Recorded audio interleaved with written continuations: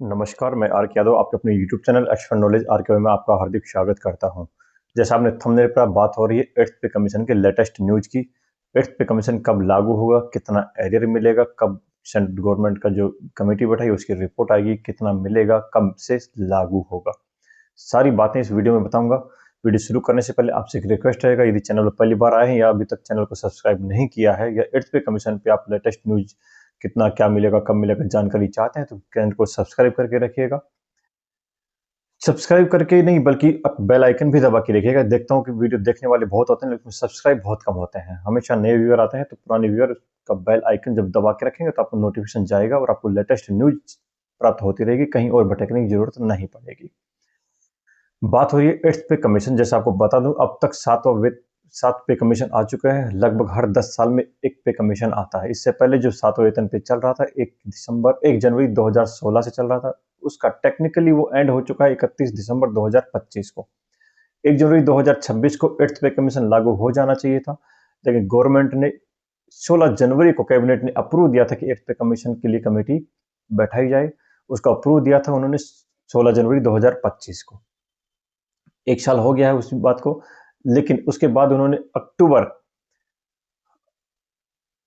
मैं देख सकता हूँ, अक्टूबर 25 में इन्होंने एक TOR टर्म ऑफ रेफरेंस को मंजूरी दी थी। मतलब साफ शब्दों में कहूँ, टर्म ऑफ रेफरेंस का मतलब क्या है कि जो कैबिनेट बैठाई है उसको 18 महीने का टाइम दिया है। अक्टूबर 25 से 18 महीने हम लगाते हैं तो लगभग अप्रैल 27 होता है। मतलब अप्रैल 27 तक वो कमेटी अपनी रिपोर्ट देगी। उसके बाद में क्या होगा, कितना मिलेगा, कब से मिलेगा, वो डिसाइड होगा। तो बात करता हूँ 1 जनवरी जब 2026 आ चुका है, जा चुका है, मतलब अब आकर जा चुका है। उसके बाद में सबसे ज्यादा टॉपिक जो डिस्कशन का है, सेंट्रल गवर्नमेंट एम्प्लॉय जो 1.2 करोड़ है, जिसमें 50 लाख लगभग वर्किंग में है, 50 लाख अभी पेंशन भोगी है और लगभग 1 करोड़ के आसपास इस गवर्नमेंट कर्मचारी है टोटल। उन सभी का जो डिस्कशन का टॉपिक है वही है कि 8th पे कमीशन कब मिलेगा, कितना मिलेगा, कब से मिलेगा, एरियर कितना मिलेगा और हमारी पेमेंट कितनी बढ़ेगी। सबसे मेन मुद्दा है हमारी पेमेंट कितनी बढ़ेगी। तो इसकी बात कर रहा हूँ, बता चुका हूँ कैबिनेट अप्रूव दिया था 16 जनवरी को। उसके बाद इन्होंने टाइम लिया, अक्टूबर 25 में इन्होंने टीओआर को टीओआर टर्म ऑफ रेफरेंस को अप्रूव किया है। वो 18 महीने में अपनी रिपोर्ट पेश करेगी। 18 महीने में अप्रैल 27 तक रिपोर्ट पेश करेगी। उसके बाद में पेमेंट कितना बढ़ेगा वही डिसाइड होगी, कब से लागू होगा वही डिसाइड होगा। अमूमन 1 जनवरी 2026 से ही लागू होगा 99.9%। लेकिन गवर्नमेंट बाद में डिसाइड करेगी कि उन्होंने जब टीओआर को अप्रूव किया था उस समय उन्होंने डिसाइड नहीं किया था। अमूमन डिसाइड कर देते हैं कि 1 जनवरी 2026 से लागू होगा, लेकिन उस समय उन्होंने डिसाइड नहीं किया था। अब तक हम 7 पे वेतन पे देखते हैं, लगभग सभी में 1 जनवरी से ही लागू होता है। 86, 96, 6, 16 और 26 से ही लागू होना चाहिए उसके हिसाब से। लेकिन फिर भी एक्चुअल जो 100% आएगा वो उसी समय आएगा। बात करता हूँ कितना बढ़ेगा। ये 15-16 जो यूनिट होती है उनके आधार पे, जैसे गेहूं, चावल, सब्जी, तेल, मिर्च, मसाला, इन 16 चीजें हैं। इन सभी के आधार पर वो डिसाइड करते हैं कि 10 साल में कितनी महंगाई बढ़ी है। उसके हिसाब से डिसाइड होता है। उस पर एक वीडियो आ चुका है, लिंक डिस्क्रिप्शन में और आई बटन में डाल दूंगा, आप जरूर चेक करिएगा कि फिटमेंट फैक्टर क्या होता है, किस तरह बढ़ता है, कैसे कैसे डिसाइड होता है और कितना अब तक बढ़ता आया है। जैसे शॉर्ट एंड स्वीट में कहूँ तो अब तक कम से कम 14% और मैक्स 52% तक बढ़ा है, फिटमेंट फैक्टर बढ़ा है। यदि हम फिटमेंट फैक्टर आज की तारीख में 20% भी लेते हैं तो मान लो 100% हमारा बेसिक पे हो गया, उसके बाद 60% हमारा डीए हो गया 160। उसका यदि हम 20% भी लगाते हैं तो 16 दूनी 32, मतलब 160 प्लस 32 192, मतलब 1.92 गुना अपना, मतलब बेसिक का 192% बढ़ेगा। बेसिक जैसे मान के चलते हैं 1.92% बढ़ेगा। जैसे मान के चलते हैं हमारा बेसिक मान लो आज 50,000 रुपये है तो हमारा बेसिक उस समय 96,000 रुपये हो जाएगा। और उसके अलावा डी आपको उस समय जीरो हो जाएगा। जैसे आप ये टेबल में देख सकते हैं, जब 1 जनवरी 2016 को लगा था तो डी जीरो, उसके बाद से ये बढ़ता हुआ आ रहा है। जुलाई 26 में जो डी बढ़ेगा वो उसमें ऐड हो जाएगा। फिटमेंट फैक्टर यही है। फिटमेंट फैक्टर हम 20% लगाते हैं तो उसके साथ 1.92 बैठता है फिटमेंट फैक्टर। बाकी कई कई जगह जो मीडिया पर बता रहे हैं कि 1.83 से 2.47 तक भी बैठेगा। यदि मैं मेरे हिसाब से पर्सनली राय कहूँ तो 1.92 के हिसाब से बैठे तो हमारा बेसिक जो 50,000 रुपये है वो 96,000 रुपये हो जाएगा। उस समय डीए जीरो हो जाएगा। HRA ट्रांसपोर्ट अलाउंस वो सब वगैरह सब बाद में डिसाइड होता है।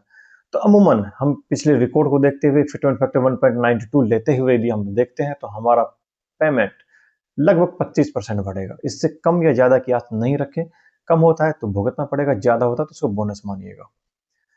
अब जैसे मैं कहूँ कि अप्रैल 27 में अपनी रिपोर्ट देगा तो उसके बाद लगभग आपको, जैसा हम रिकॉर्ड देखते हैं पिछला, लगभग आपको दीपावली 27 तक आपको खुशखबरी सेंट्रल गवर्नमेंट दे सकती है कि आपका इतना बढ़ेगा, आपका तब से बढ़ेगा, 1 जनवरी 2026 से लागू होगा, आपका फिटमेंट फैक्टर इतना हुआ और आपका इस समय आपका एरर मिलेगा, इस समय से आपका पेमेंट में लागू हो जाएगा। वो लगभग दीपावली पर आपको एक बोनस के रूप में गवर्नमेंट आपको दे सकती है, खुशखबरी आपको खबर दे सकती है। अप्रैल मान लो 18 महीने लिया है, हो सकता है वो 10 महीने में दे दे, हो सकता है 22 महीने में ले ले, लेकिन एक अमूमन आइडिया 90% आइडिया है कि आपको दीपावली 27 तक खबर मिल जाएगी। उसके बाद 1-2 महीने में या तो 27 लास्ट या फिर आपको 28 के फर्स्ट में आपको एरियर आपके अकाउंट में आ जाएगा।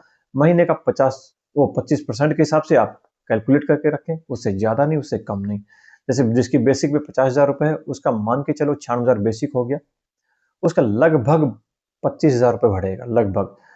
तो 2 साल का हम एरियर लगाते हैं तो उसका 6 लाख रुपए के आसपास एरियर आएगा। अपना भविष्य के यदि कोई भी प्लान करते हैं तो 6 लाख के हिसाब से करिएगा। फिटमेंट फैक्टर क्या होता है जो बता चुका हूँ, एक वीडियो आ चुका है, उसको जरूर चेक करिएगा। कहीं कोई आपको इश्यू हो आप कमेंट बॉक्स में लिखिएगा। फिटमेंट फैक्टर क्या होता है, पेमेंट आपका कितना बढ़ेगा, कैसे बढ़ेगा। हाँ, सेंट्रल गवर्नमेंट के बाद में ही स्टेट गवर्नमेंट उसको लागू करती है, तो स्टेट गवर्नमेंट भी सेंट्रल गवर्नमेंट की तरफ ही देख रही है, स्टेट गवर्नमेंट के कर्मचारी भी सेंट्रल गवर्नमेंट की राह देख रही है। जब वो लागू होगा उसके बाद सेंट्रल गवर्नमेंट, उसके बाद ही स्टेट गवर्नमेंट लागू करती है।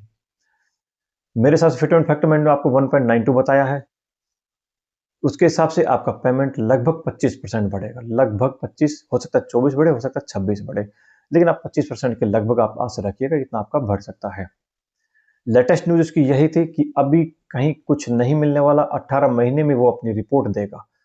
जो इन्होंने अक्टूबर 25 में डिसाइड किया है, वो अप्रूव दिया कैबिनेट ने TOR को, वो अप्रैल 27 तक अपनी रिपोर्ट देगा। उससे बाद में ही होगा, उससे पहले आपका कुछ नहीं होने वाला है। तो अभी जल्दबाजी नहीं करें, जिसको VRS लेना है थोड़ा सा वेट करें, कि हो सकता है, मान के चलो आपने आज VRS ले लिया और 99% चांस है कि गवर्नमेंट 1 जनवरी 2026 से ही लागू करेगी, लेकिन मान के चलो उन्होंने 1 जनवरी 2027 लागू कर दिया, तो जो VRS ले चुके हैं उन पर वो लागू नहीं होगा। इसलिए 8वें वेतन पे का अपना फायदा उठा कर जाएं। कम से कम उस रिपोर्ट तक का वेट करें या दीपावली 27 तक का वेट करें, तब तक लगभग खबर आ जाएगी। जैसा आप घिसते पिसते जैसे भी नौकरी करें आप करते रहिए, उसके बाद में आप जाइएगा तो कम से कम आपको ये लागू होगा। हाँ, हालांकि 7 वेतन पे आ चुका है, तब तक हमेशा यही होता है कि 1 जनवरी 2086, 96, 6, 16 से ही लागू होता है।